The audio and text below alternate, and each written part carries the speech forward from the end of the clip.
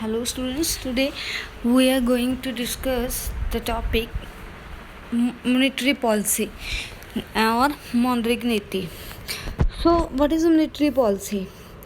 ਮੌਦਰਿਕ ਨੀਤੀ ਉਹ ਵਾਲੀ ਨੀਤੀ ਆ ਜਿਸ ਰਾਹੀਂ ਕਿਸੇ ਵੀ ਦੇਸ਼ ਦੀ ਜਿਹੜੀ ਸਰਕਾਰ ਹੈ ਜਾਂ ਕੇਂਦਰੀ ਬੈਂਕ ਆ, ਠੀਕ ਹੈ, ਆਪਣੇ ਉਦੇਸ਼ਾਂ ਦੀ ਪੂਰਤੀ ਦੇ ਲਈ, ਪ੍ਰਾਪਤੀ ਦੇ ਲਈ, ਠੀਕ ਹੈ, ਕੰਮ ਕਰਦੀ ਹੈ. ਲਾਈਕ ਕੁਛ ਰੂਲਸ ਵਗੈਰਾ ਬਣਾਉਂਦੀ ਹੈ, ਠੀਕ ਹੈ. ਲਾਈਕ ਜਿਵੇਂ ਮੁੰਦਰਾ ਦੀ ਪੂਰਤੀ ਲਈ, ਮੁੰਦਰਾ ਦੀ ਲਾਗਤ ਦੇ ਲਈ, ਜਾਂ ਵਿਆਜ ਦੀ ਜਿਹੜੀ ਰੇਟ ਆਫ ਇੰਟਰਸਟ ਆ ਉਹਦੇ ਲਈ, ਠੀਕ ਹੈ, ਮੁੰਦਰਾ ਦੀ ਪ੍ਰਾਪਤੀ ਨੂੰ ਕੰਟਰੋਲ ਕਰਦੀ ਹੈ.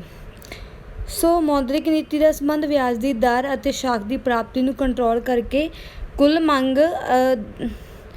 ਮੰਗ ਦੇ ਪੱਧਰ ਦੀ ਬਣਤਰ ਨੂੰ ਪ੍ਰਭਾਵਿਤ ਕਰਨ ਨਾਲ ਹੈ. ਸੋ ਮੌਦਰਿਕ ਨੀਤੀ ਦੇ ਜਿਹੜੇ ਮੈਜ਼ਰਸ ਹੈਗੇ ਆ ਜੋ ਦੋ ਹੁੰਦੇ ਆ, qualitative and quantitative. So first of all quantitative. Okay, quantitative instrument ਜਿਹੜੇ ਹੁੰਦੇ ਉਹਨਾਂ ਦਾ ਮੁੱਖ ਉਦੇਸ਼ ਜਿਹੜਾ ਆਬਜੈਕਟਿਵ ਹੁੰਦਾ ਇਹ ਹੁੰਦਾ ਵੀ ਦੇਸ਼ ਦੇ ਵਿੱਚ ਜਿਹੜੀ ਮਨੀ ਹੈਗੀ ਹੈ, ਠੀਕ ਹੈ ਜੀ, ਉਹਦੀ ਕੁੱਲ ਜਿਹੜੀ ਮਾਤਰਾ ਉਹਨੂੰ ਕੰਟਰੋਲ ਕਰਨਾ. ਸੋ ਪਹਿਲਾ ਹੈਗਾ ਜੀ ਬੈਂਕ ਦਰ, ਬੈਂਕ ਰੇਟ ਕਹਿ ਲਓ ਵੀ ਉਹ ਵਾਲਾ ਰੇਟ, ਮਤਲਬ ਵੀ ਮਿਨੀਮਮ ਵਿਆਜ ਦੀ ਉਹ ਵਾਲੀ ਘੱਟ ਤੋਂ ਘੱਟ ਦਰ ਹੁੰਦੀ ਆ ਜਿਸ 'ਤੇ ਕਿਸੇ ਵੀ ਜਿਹੜੇ ਦੇਸ਼ ਦਾ ਕੇਂਦਰੀ ਬੈਂਕ ਹੈਗਾ ਵਪਾਰਕ ਬੈਂਕਾਂ ਨੂੰ ਕਰਜ਼ਾ ਦਿੰਦਾ ਹੈ. ਬੈਂਕ ਦਰ ਵਧਣ ਦੇ ਨਾਲ ਵਿਆਜ ਦਰ ਵੱਧਦੀ ਜਾਂਦੀ ਹੈਗੀ ਆ, ਰਿਣ ਮਹਿੰਗਾ ਹੁੰਦਾ ਜਾਂਦਾ. ਓਬਵੀਅਸਲੀ ਜੀ ਜੇਕਰ ਹੁਣ ਦੇਖੋ ਰੇਟ ਆਪਣਾ ਜਿਹੜਾ ਵਿਆਜ ਹੈਗਾ ਉਹ ਵਧੂਗਾ, ਠੀਕ ਹੈ ਜੀ, ਉਹਦੇ ਨਾਲ ਜਿਹੜਾ ਪੈਸਾ ਉਧਾਰ ਲੈਣਾ ਹੋਰ ਵੀ ਜ਼ਿਆਦਾ ਔਖਾ ਹੋ ਜਾਂਦਾ, ਠੀਕ ਹੈ, ਜਿਸ ਦੇ ਸਿੱਟੇ ਵਜੋਂ ਰਿਜ਼ਲਟ ਕੀ ਹੋ ਜੂਗਾ, ਜਿਹੜੀ ਪੈਸਾ ਹੈਗਾ, ਜਿਹੜਾ ਕ੍ਰੈਡਿਟ ਆ, ਉਧਾਰ ਹੈ, ਉਹਦੀ ਮੰਗ ਘੱਟ ਜੂਗੀ.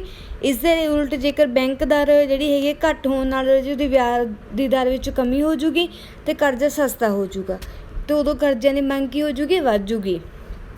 Secondly open market operation. Open market operation ਦੇ ਵਿੱਚ ਕੀ ਹੁੰਦਾ ਵੀ ਕੇਂਦਰੀ ਬੈਂਕ ਜਿਹੜਾ ਹੈਗਾ ਰਾਜੇ ਖੁੱਲ੍ਹੇ ਬਾਜ਼ਾਰ ਵਿੱਚ ਪ੍ਰਤੀਭੂਤੀਆਂ ਨੂੰ, ਮਤਲਬ ਸਿਕਿਉਰਿਟੀਜ਼ ਨੂੰ, ਲਾਈਕ ਜਿਵੇਂ ਸ਼ੇਅਰਸ, ਬੌਂਡ, ਡਿਵੈਂਚਰ ਹੁੰਦੇ ਰਾਜੇ, ਉਹਨਾਂ ਨੂੰ ਖਰੀਦਣਾ ਅਤੇ ਵੇਚਣਾ ਸ਼ੁਰੂ ਕਰ ਦਿੰਦੇ ਆ.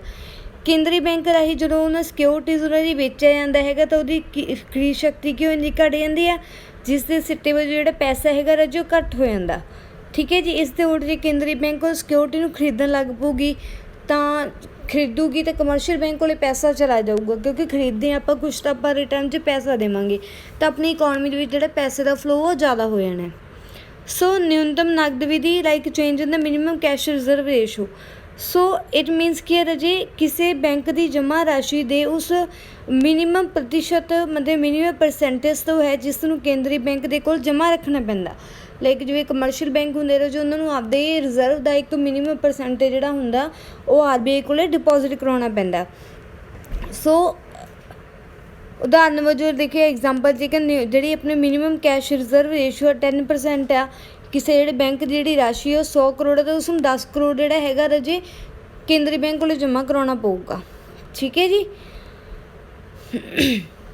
ਓਕੇ, ਜੇਕਰ ਜਿਹੜੀ ਕੈਸ਼ ਰਿਜ਼ਰਵ ਰੇਸ਼ੋ ਹੈ ਰਾਜੇ ਇਹਨੂੰ ਵਧਾ ਕੇ 20% ਕਰ ਦਿੰਦੇ ਆ ਅਤੇ ਇਹਦਾ ਮਤਲਬ ਇਹ ਕਮਰਸ਼ੀਅਲ ਬੈਂਕ ਕੋਲ ਪੈਸਾ ਘੱਟ ਰਹਿ ਜੂਗਾ ਅਤੇ ਉਹਨਾਂ ਨੇ ਹੁਣ ਕਮਰਸ਼ੀਅਲ ਬੈਂਕ ਨੇ ਸੈਂਟਰਲ ਬੈਂਕ ਕੋਲ ਪਹਿਲਾਂ ਜਿੱਥੇ 10 ਕਰੋੜ ਜਮ੍ਹਾਂ ਕਰਾਉਣੇ ਸੀ ਉੱਥੇ 20 ਕਰੋੜ ਜਮ੍ਹਾਂ ਕਰਾਉਣਾ ਪਊਗਾ. ਇਸ ਤਰ੍ਹਾਂ ਕੀ ਹੋਊਗਾ, ਲੋਕਾਂ ਨੂੰ ਪੈਸਾ ਘੱਟ ਜਾਊਗਾ, ਠੀਕ ਹੈ ਜੀ. Okay, change in liquidity ratio. ਇਸ ਵਿਧੀ ਰਾਹੀਂ ਅਨੁਸਾਰ ਕਿ ਵੀ ਹਰੇਕ ਬੈਂਕ ਨੂੰ ਆਪਣੀ ਜਿਹੜੀ ਜਮ੍ਹਾਂ ਰਾਸ਼ੀ ਦਾ ਇੱਕ ਨਿਸ਼ਚਿਤ ਜਿਹੜਾ ਅਨੁਪਾਤ ਹੈਗਾ ਆਪਣੇ ਕੋਲ ਹੀ ਰੱਖਣਾ ਕਾਨੂੰਨੀ ਰੂਪ ਵਿੱਚ ਜ਼ਰੂਰੀ ਹੈ. ਇਸ ਨੂੰ ਤਰਲਤਾ ਅਨੁਪਾਤ ਵੀ ਕਿਹਾ ਜਾਂਦਾ ਹੈਗਾ. ਬਾਜ਼ਾਰ ਵਿੱਚ ਸ਼ਾਖ ਦੇ ਪ੍ਰਵਾਹ ਨੂੰ ਘੱਟ ਕਰਨ ਦੇ ਲਈ ਕੇਂਦਰੀ ਬੈਂਕ ਕੀ ਹੈ ਰਾਜੇ, ਜਿਹੜਾ ਲਿਕੁਇਡਿਟੀ ਰੇਸ਼ੋ ਹੈਗੀ ਉਹਨੂੰ ਵਧਾ ਦਿੰਦੀ ਆ, ਠੀਕ ਹੈ ਜੀ. ਇਸ ਦੇ ਉਲਟ ਜਿਹੜਾ ਸ਼ਾਖ ਦਾ ਵਿਸਥਾਰ ਕਰਨ ਦੇ ਲਈ ਜਿਹੜੇ ਲਿਕੁਇਡਿਟੀ ਰੇਸ਼ੋ ਹੈਗੀ ਰਾਜੇ ਉਹਨੂੰ ਆਪਾਂ ਘਟਾ ਦਿੰਦੇ ਹਾਂ, ਠੀਕ ਹੈ. ਓਕੇ, ਗੁਣਾਤਮਕ ਮਤਲਬ ਕੁਆਲੀਟੇਟਿਵ ਕਿਹੜੇ ਇਹਦੇ 'ਚ ਦੇਖੋ, ਪਹਿਲਾ ਹੈਗਾ ਜੀ ਕਰਜ਼ਿਆਂ ਦੀ ਕੀਮਤਾਂ, ਕਰਜ਼ਿਆਂ ਦੀ ਸੀਮਾਂਤ ਲੋੜਾਂ ਵਿੱਚ ਪਰਿਵਰਤਨ, ਚੇਂਜ ਇਨ ਦਾ margin requirement of loan. That means ਕੀ ਹੈ ਰਾਜੇ ਵੀ ਜਦੋਂ ਆਪਾਂ ਕਿਸੇ ਤੋਂ ਲੋਨ ਲੈਂਦੇ ਹਾਂ, ਠੀਕ ਹੈ, ਆਪਾਂ ਉਹਦੇ ਲੋਨ ਲੈਣ ਦੇ ਲਈ ਆਪਾਂ ਨੂੰ ਐਸੇ ਸਿਕਿਉਰਿਟੀ ਕੋਈ ਪ੍ਰੋਡਕਟ ਦਿੰਦੇ ਹਾਂ, ਠੀਕ ਹੈ, ਕੁਛ ਵੀ ਲਾਈਕ ਲੈਣ ਦਿੰਦੇ ਹਾਂ ਆਪਾਂ, ਆਪਦਾ ਵਹੀਕਲ, ਐਸਟ ਵਗੈਰਾ, ਐਨੀਥਿੰਗ. ਸੋ ਜਿਹੜਾ ਉਹਨਾਂ ਦਾ ਲਾਈਕ ਜਿਵੇਂ ਆਪਾਂ ਰਾਜੇ ਸਪੋਜ਼ ਕਰੋ ਤੁਸੀਂ 10,000 ਦੀ ਕੋਈ ਸਿਕਿਉਰਿਟੀ ਦਿੱਤੀ ਹੈ, ਠੀਕ ਹੈ ਜੀ, ਇਹ ਤਾਂ ਹੈ ਨਹੀਂ ਗਾ ਰਾਜੇ ਵੀ ਤੁਹਾਨੂੰ 10,000 ਦੇ ਬਦਲੇ 10,000 ਦਾ ਹੀ ਲੋਨ ਮਿਲੂਗਾ, ਤੁਹਾਨੂੰ ਕੋਈ ਡਿਡਕਸ਼ਨ ਕਰਕੇ ਲੋਨ ਮਿਲੂਗਾ, ਲਾਈਕ ਤੁਹਾਨੂੰ 8 ਦਾ ਮਿਲ ਜੂ, 7 ਦਾ ਮਿਲ ਜੂ, 6 ਦਾ ਮਿਲ ਜੂ, ਠੀਕ ਹੈ ਜੀ. ਸੋ ਸੈਂਟਰਲ ਬੈਂਕ ਕੀ ਕਰਦਾ ਹੈਗਾ, ਜੇਕਰ ਇਹ ਕਹਿੰਦੇ ਹੈਗੇ ਵੀ ਆਪਾਂ ਪੈਸੇ ਦਾ ਫਲੋ ਜਿਹੜਾ ਹੈਗਾ ਇਕੋਨਮੀ ਦੇ ਵਿੱਚ ਜ਼ਿਆਦਾ ਕਰਨਾ, ਠੀਕ ਹੈ ਜੀ, ਤਾਂ ਉਸ ਟਾਈਮ ਉਹ ਕੀ ਕਰਨਗੇ ਇਹਦੇ 'ਚ ਜਿਹੜਾ ਮਾਰਜਨ ਰਿਕੁਆਇਰਮੈਂਟ ਹੈਗੀ ਉਹਨੂੰ ਘਟਾ ਦੇਣਗੇ। ਸਪੋਜ਼ ਕਰੋ ਜੇ ਇੱਕ ਬੰਦਾ 10,000 ਦੀ ਕੋਈ ਐਸਟ ਦੇ ਰਿਹਾ ਤਾਂ ਉਹਨੂੰ 9,000 ਦਾ ਲੋਨ ਦੇ ਦਿਓ, 8 ਦਾ ਦੇ ਦਿਓ, ਠੀਕ ਹੈ ਜੀ। ਬਟ ਜੇਕਰ ਸਰਕਾਰ ਇਹ ਚਾਹੁੰਦੀ ਹੈਗੀ ਵੀ ਆਪਾਂ ਜਿਹੜਾ ਹੈਗਾ ਕੈਸ਼ ਦਾ ਜਿਹੜਾ ਫਲੋ ਹੈਗਾ, ਮਨੀ ਦਾ ਜਿਹੜਾ ਫਲੋ ਹੈ ਇਕੋਨਮੀ ਦੇ ਵਿੱਚ ਉਹਨੂੰ ਘੱਟ ਕਰਨਾ, ਠੀਕ ਹੈ, ਤਾਂ ਉਹ ਮਾਰਜਨ ਰਿਕੁਆਇਰਮੈਂਟ ਨੂੰ ਵਧਾ ਦੇਣਗੇ। ਉਹਦੇ 'ਚ ਕੀ ਹੋ ਜਾਊਗਾ, ਜੇਕਰ ਇੱਕ ਪਰਸਨ 10,000 ਦਾ ਲੋਨ ਮਤਲਬ ਕਿ ਸਿਕਿਉਰਿਟੀ ਦੇ ਰਿਹਾ ਰਾਜੇ ਤਾਂ ਉਹਨੂੰ 5-6 ਦਾ ਹੀ ਮਤਲਬ ਲੋਨ ਮਿਲੂਗਾ, ਠੀਕ ਹੈ ਜੀ। ਸੋ ਗੈਪ ਇਨਕਰੀਜ਼ ਕਰ ਦਿੰਦੇ ਆ, ਉਹਦੇ ਨਾਲ ਕੀ ਹੋਊਗਾ ਵੀ ਘੱਟ ਲੋਨ ਮਿਲਦਾ। Okay, rationing of credit.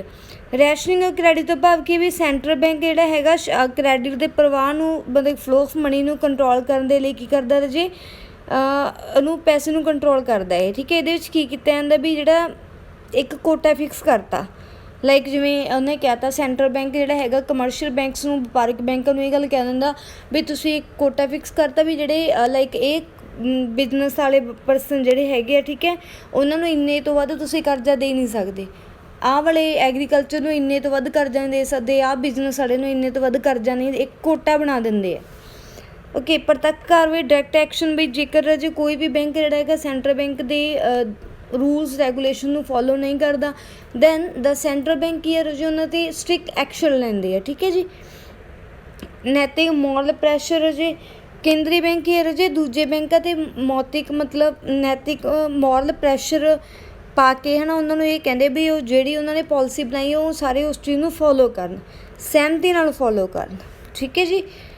Okay, next ਹੈਗਾ ਜੀ ਮੌਦਰਿਕ ਨੀਤੀ ਅਤੇ ਘੱਟ ਮੰਗ। ਦੇਖੋ ਜੇਕਰ ਆਪਾਂ ਮੌਦਰਿਕ ਨੀਤੀ ਫੋਲੋ ਕਰ ਰਹੇ ਅਤੇ ਘੱਟ ਮੰਗ ਆ ਉਦੋਂ ਆਪਾਂ ਕੀ ਕਰਾਂਗੇ, ਘੱਟ ਮੰਗ ਆ, ਮੰਗ ਨੂੰ ਸਹੀ ਕਰਨ ਦੇ ਲਈ ਆਪਾਂ ਕਿਵੇਂ ਇਹਨਾਂ ਨੂੰ ਯੂਜ਼ ਕਰਾਂਗੇ ਉੱਪਰਲੇ ਇੰਸਟਰੂਮੈਂਟਸ ਨੂੰ। ਦੇਖੋ ਜੇਕਰ ਮੰਗ ਘੱਟ ਆ ਰਹੀ ਜੀ ਇਹਦਾ ਮਤਲਬ ਲੋਕਾਂ ਕੋਲ ਪੈਸਾ ਨਹੀਂ ਹੈਗਾ, ਸੋ ਬੈਂਕ ਦਰ ਨੂੰ ਜੇਕਰ ਆਪਾਂ ਘਟਾ ਦਿੰਦੇ ਹਾਂ ਜਿਹਦੇ ਫਲਸਰੂਪ ਕੀ ਹੋਊਗਾ, ਇਸ ਰਿਜ਼ਲਟ ਕੀ ਹੋਊਗਾ, ਲੋਕਾਂ ਕੋਲ ਪੈਸਾ ਜ਼ਿਆਦਾ ਚਲਾ ਜਾਊਗਾ, ਮੰਗ ਜ਼ਿਆਦਾ ਵੱਧ ਜੂਗੀ। ਸੈਕਿੰਡ ਕੀ ਹੈ ਜੀ ਜਿਹੜੇ ਉਹ ਸਿਕਿਉਰਿਟੀਜ਼ ਸੈਂਟਰਲ ਬੈਂਕ ਖਰੀਦ ਸੇਲ ਔਰ ਪਰਚੇਜ਼ ਕਰਦਾ, ਠੀਕ ਹੈ ਜੀ, ਸੈਂਟਰਲ ਬੈਂਕ ਉਹਨੂੰ ਕੀ ਕਰ ਦੂਗਾ ਜੀ ਸਿਕਿਉਰਿਟੀਜ਼ ਨੂੰ, ਨਕਦੀ ਦਰ ਵੱਧ ਜਾਣ ਨਾਲ ਰਾਸ਼ੀ ਕਈ ਗੁਣਾ ਵੱਧ ਜਾਂਦੀ ਹੈ, ਠੀਕ ਹੈ ਜੀ। ਇਸ ਦੇ ਫਲਸਰੂਪ ਜਿਹੜਾ ਹੈਗਾ ਸ਼ਾਖ ਦਾ ਵਿਸਥਾਰ ਹੁੰਦਾ ਅਤੇ ਮੰਗ ਵਿੱਚ ਵਾਧਾ ਹੁੰਦਾ, ਮਤਲਬ ਕਿ ਇਹਦੇ ਕੇਂਦਰੀ ਬੈਂਕ ਇਹ ਖਰੀਦਣੀ ਸ਼ੁਰੂ ਕਰ ਦਿੰਦਾ ਅਤੇ ਸੈਂਟਰ ਕਮਰਸ਼ੀਅਲ ਬੈਂਕ ਕੋਲ ਪੈਸਾ ਚਲਾ ਜਾਂਦਾ ਅਤੇ ਉਹ ਗਾਂਹ ਲੋਕਾਂ ਨੂੰ ਐਸੇ ਕ੍ਰੈਡਿਟ ਐਸੇ ਲੋਨ ਦੇ ਦਿੰਦੇ ਆ। ਕੈਸ਼ ਰਿਜ਼ਰਵ ਰੇਸ਼ੋ ਨੂੰ ਘੱਟ ਕਰ ਦਿੱਤਾ ਜਾਂਦਾ ਜਿਸ ਦੇ ਫਲਸਰੂਪ ਦਾ ਜੇ ਬੈਂਕਸ ਨੂੰ ਜਿਹੜੇ ਹੈਗਾ ਕਮਰਸ਼ੀਅਲ ਬੈਂਕ ਨੂੰ ਸੈਂਟਰਲ ਬੈਂਕ ਕੋਲ ਪੈਸਾ ਘੱਟ ਜਮ੍ਹਾਂ ਕਰਾਉਣਾ ਪੈਂਦਾ ਅਤੇ ਉਹ ਲੋਕਾਂ ਨੂੰ ਕ੍ਰੈਡਿਟ ਜ਼ਿਆਦਾ ਦੇ ਸਕਦੇ ਆ। ਓਕੇ, ਤਰਲਤਾ ਵਿੱਚ ਕਮੀ, ਲਿਕੁਇਡਿਟੀ ਜਿਹੜੀ ਰੇਸ਼ੋ ਹੈਗੀ ਰਾਜੇ ਨੂੰ ਘਟਾ ਦਿੱਤਾ ਜਾਂਦਾ ਜਿਹਦੇ ਐਸੇ ਰਿਜ਼ਲਟ ਜਿਹੜੀ ਮੰਗ ਜਿਹੜੀ ਹੈਗੀ ਰਾਜੇ ਇਨਕਰੀਜ਼ ਹੋ ਜਾਂਦੀ ਆ। ਕਰਜ਼ਿਆਂ ਦੀ ਸੀਮਤ ਲੋੜ ਨੂੰ ਕੀ ਹੈ ਰਾਜੇ ਘੱਟ ਕਰ ਦਿੱਤਾ ਜਾਂਦਾ, ਮਤਲਬ ਇਹ ਲੋਕ ਜਿੰਨੇ ਵਾਰੀ ਮਰਜ਼ੀ ਚਾਹੁਣ ਜਿਹੜੇ ਹੈਗੇ ਆ ਰਾਜੇ ਲੋਨਸ ਵਗੈਰਾ ਲੈ ਸਕਦੇ ਆ, ਠੀਕ ਹੈ। ਸ਼ਾਖ ਦੀ ਜਿਹੜੀ ਰਾਸ਼ਨਿੰਗ ਹੁੰਦੀ ਹੈ, ਠੀਕ ਹੈ ਜੀ, ਉਹਨੂੰ ਬੰਦ ਕਰ ਦਿੱਤਾ ਜਾਂਦਾ। ਕੇਂਦਰੀ ਬੈਂਕ ਦੁਆਰਾ ਵਪਾਰਕ ਬੈਂਕਾਂ ਨੂੰ ਸ਼ਾਖ ਦਾ ਵਿਸਤਾਰ ਕਰਨ ਦੀ ਸਲਾਹ ਦਿੱਤੀ ਜਾਂਦੀ ਹੈ ਵੀ ਤੁਸੀਂ ਇਹਨੂੰ ਜਿੰਨਾ ਇਨਕਰੀਜ਼ ਕਰ ਸਕਦੇ ਹੋ, ਜਿੰਨਾ ਵੱਧ ਤੋਂ ਵੱਧ ਲੋਨ ਦੇ ਸਕਦੇ ਹੋ ਉਹਨਾਂ ਦਿਓ। ਓਕੇ, ਜੇਕਰ ਵੱਧ ਮੰਗ ਹੈਗੀ ਉਹਨੂੰ ਕਿੱਦਾਂ ਕੰਟਰੋਲ ਕੀਤਾ ਜਾਊਗਾ ਰਾਜੇ, ਪਹਿਲਾਂ ਬੈਂਕ ਦਰ ਵਿੱਚ ਵਾਧਾ ਕੀਤਾ ਜਾਂਦਾ, ਬੈਂਕ ਦਰ ਨੂੰ ਇਨਕਰੀਜ਼ ਕਰ ਦਿਓ, ਇਹਦਾ ਮਤਲਬ ਕੀ ਹੋਊਗਾ ਰਾਜੇ ਕਮਰਸ਼ੀਅਲ ਬੈਂਕ ਨੇ ਸੈਂਟਰਲ ਬੈਂਕ ਕੋਲ ਜ਼ਿਆਦਾ ਪੈਸਾ ਜਮ੍ਹਾਂ ਕਰਾਉਣਾ ਪਊਗਾ, ਸੋ ਇਹਦੇ ਰਿਜ਼ਲਟ ਕੀ ਹੋਊਗਾ ਲੋਕਾਂ ਨੂੰ ਉਧਾਰ ਘੱਟ ਮਿਲੂਗਾ। ਸੈਂਟਰਲ ਬੈਂਕ ਕੀ ਕਰੂਗਾ ਸਿਕਿਉਰਿਟੀਜ਼ ਨੂੰ ਵੇਚਣਾ ਸ਼ੁਰੂ ਕਰ ਦੇਣਗੇ, ਕਮਰਸ਼ੀਅਲ ਬੈਂਕ ਨੂੰ ਖਰੀਦਣਾ ਸ਼ੁਰੂ ਕਰ ਦੇਣਗੇ ਅਤੇ ਪੈਸਾ ਜਿਹੜਾ ਹੈਗਾ ਉਹ ਸੈਂਟਰਲ ਬੈਂਕ ਕੋਲ ਚਲਾ ਜਾਂਦਾ।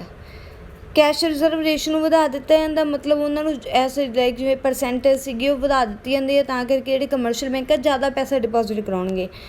ਜਿਹੜੀ ਲਿਕੁਇਡਿਟੀ ਰੇਸ਼ੋ ਹੈ ਰਾਜੇ ਉਹਨੂੰ ਵੀ ਵਧਾ ਦਿੱਤਾ ਜਾਂਦਾ ਹੈਗਾ, ਠੀਕ ਹੈ, ਜਿਸ ਨਾਲ ਬੈਂਕਾਂ ਦੀ ਉਧਾਰ ਸ਼ਕਤੀ ਕੀ ਹੈ ਘੱਟ ਜਾਂਦੀ ਹੈ। ਸੱਟੇ ਸੰਬੰਧੀ ਜਿਹੜੀਆਂ ਵਪਾਰਿਕ ਕਿਰਿਆਵਾਂ ਦੇ ਕਰਜ਼ਿਆਂ ਦੀ ਸੀਮਾਂਤ ਲੋੜ ਨੂੰ ਵਧਾ ਦਿੱਤਾ ਜਾਂਦਾ, ਠੀਕ ਹੈ, ਜਿਸ ਦੇ ਫਲਸਰੂਪ ਕਰਜ਼ੇ ਕੀ ਮਹਿੰਗੇ ਹੋ ਜਾਂਦੇ ਅਤੇ ਮੰਗ ਵਿੱਚ ਕਮੀ ਆ ਜਾਂਦੀ ਆ। ਸ਼ਾਖ ਦੀ ਰਾਸ਼ਨਿੰਗ ਕੀਤੀ ਜਾਂਦੀ ਹੈ, ਸ਼ਾਖ ਦਾ ਅਧਿਕ ਪ੍ਰਭਾਵ ਨਾ ਹੋਵੇ ਤਾਂ ਕਰਕੇ ਉਹਨੂੰ ਕੰਟਰੋਲ ਕੀਤਾ ਜਾਂਦਾ। ਕੇਂਦਰੀ ਬੈਂਕ ਦੁਆਰਾ ਵਪਾਰਕ ਬੈਂਕਾਂ ਨੂੰ ਸ਼ਾਖ ਦਾ ਸੰਕੁਚਨ ਮਤਲਬ ਉਹਨੂੰ ਕੰਟਰੋਲ ਕਰਨ ਦੀ ਘੱਟ ਤੋਂ ਘੱਟ ਦੇਣ ਦੀ ਸਲਾਹ ਦਿੱਤੀ ਜਾਂਦੀ ਹੈ, ਠੀਕ ਹੈ ਜੀ। ਸੋ ਇੱਕ ਰਾਜੇ ਤੁਹਾਡਾ ਫੁੱਲ ਕੁਐਸਚਨ ਹੈਗਾ, ਸੋ ਥੈਂਕ ਯੂ।